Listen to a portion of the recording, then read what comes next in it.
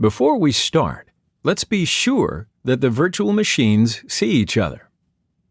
So start up the virtual machines and log into them. If you didn't change the credentials before, you can log into Kali and Metasploitable 2 with the default credentials. The default credential of our test system are as follows. Kali is no longer using the super user account root by default, right? So the new default credentials are Kali and Kali.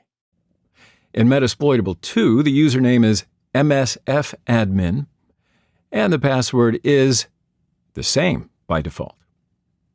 And OWAS Broken Web Application has root as the user, and its password is OWASPBWA by default. So first, let's learn the IP address of each machine.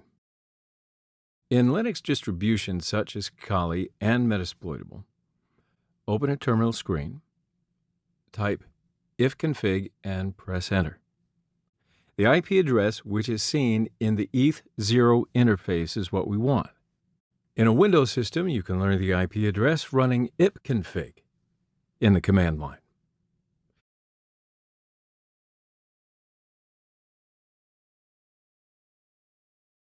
So in your host machine, you will see more than one IP address for your system. You will see an interface with a name like VMNetX. This is the IP address that we use to interact with the virtual machines. Oh, and by the way, it'll probably be the first IP address of that IP block. And then ping the other virtual machine. So you should see a terminal screen similar to the screen seen on the slide. At least packet loss should be less than 100%. Now, some systems, such as Windows 8, may not be allowed to ping by default.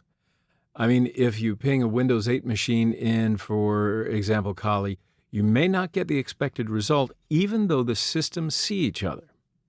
If you can ping Kali in Windows 8, it's enough to understand that the systems are in the same network and that they see each other. If you don't get this result, please check the virtual machine settings again.